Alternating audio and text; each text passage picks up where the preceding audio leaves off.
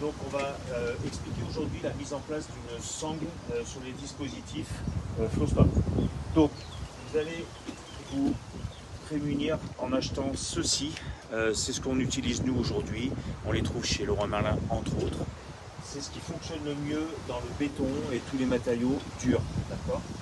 Donc vous allez percer en 14 et venir fixer ensuite votre bougeon directement à la pince. Alors l'avantage énorme, c'est que quand vous ne l'utilisez pas, vous pouvez aussi le sortir et ne pas avoir quelque chose qui dépasse. D'accord ? Imaginez, on peut l'enlever. Donc, ensuite, la mise en place de votre sangle, vous allez voir, elle est munie de plusieurs degrés comme ça d'ouverture.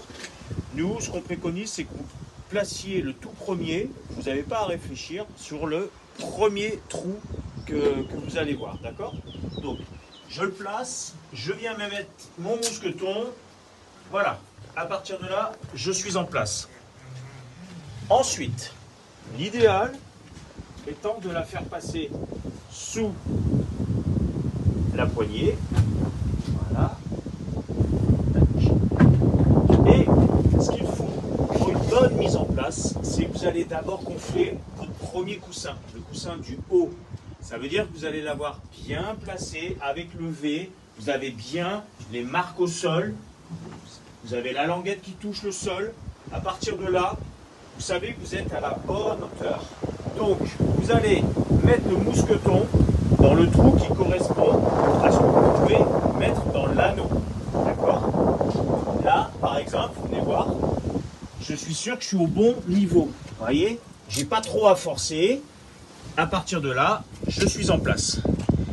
Et quand le coussin du haut va remonter, il va venir mettre en pression suffisamment votre sangle. Et vous aurez une tenue parfaite.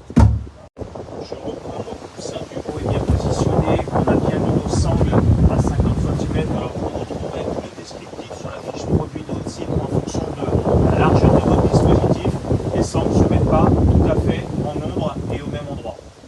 Ensuite, vous voyez qu'elle commence à être un petit peu en tension, c'est tout l'intérêt du dispositif. Maintenant, on va gonfler le coussin du bas, pour lequel, je vous rappelle, vous aurez juste fait un petit V latéral, et vous avez surtout votre flèche qui touche le sol. Maintenant, le coussin du bas, quand on va gonfler, évidemment, va se relever, et va venir mettre la sangle en tension. C'est parti. Donc voilà, notre dispositif est gonflé à 15 PSI, ou 1 bar, comme vous voulez.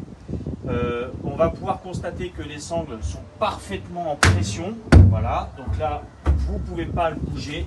Voilà, il est en tenue. Les sangles sont idéalement positionnées. Au passage, là où il y a les renforts pour les poignets, c'est idéal. Et puis, on n'a plus qu'à faire le test en eau.